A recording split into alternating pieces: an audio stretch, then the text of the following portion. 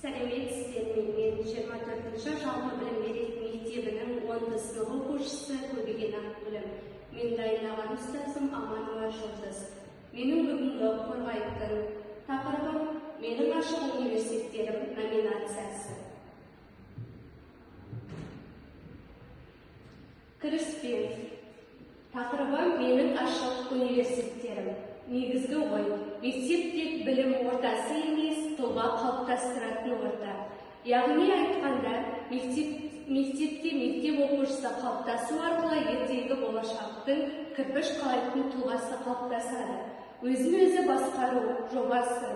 Яғни өзін-өзі басқару жүйесі оқушылардың көшбасшылық қабілетін дамытуға, сонымен қоса оқушыда сенімділікпен қатар жауапкершілік қасиеттері дамуға өз үлесін қосады. Бұл жүйе оқушыларды қоғамға бейімдеу арқылы әлеуметтік мәселелерді шешуге ең тиімді жолы. Өмірмен байланыстыратын болсақ, мен Әл-Фараби қазақ ұлттық лицейімен қатар 24-ші жалпы білім беретін мектебінің мәдениет және өнер министрі болып тағайындалдым. Жалпы осы министр болу арқылы мен өз бойыма сенімділікпен қатар көшбасшылық қасиеттерін қалыптастыра білдім.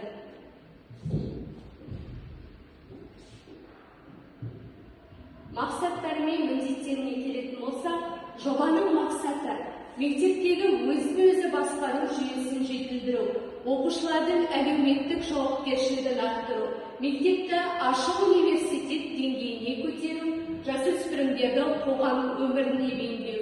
Ендігі кезекте міндеттеріне тоқталатын болсақ, оқушылардың әлеуметтік жобаларға деген қатысуына жағдай жасау, оқушылар мен мұғалімдер, ата-аналар арасындағы, яғни үштік одақ арасындағы байланысты қалыптастыру. Келесі кезекте жобаның өзектілігі. Неліктен бұл маңызды деген сұрақ туындайтын болса, қазіргі таңда оқушылардың белсенділігі өте төмен. Өйткені олар мектеп басқару ісіне араласпайды, өз ойларын қосуға сенімсіздік танытады. Жасөспірімдер әлеуметтік мәселелерге бей-жай қарайды, себебі олардың оны шешуге, өз ойын айтуға мүмкіндіктері жоқ. Мәселе қандай? Оқушылар тек тыңдаушы рөлінде ғана шешім қабылдамайды. Жасөспірімдер қоғамдағы мәселені шешуге атсалыса алмайды. Өйткені оларға біздерде үлкендер тарапынан сенім жоқ. Жобаның қажеттілігіне келетін болсақ, өзін-өзі басқару жүйесін жетілдіру көшбасшыны қалыптастырады.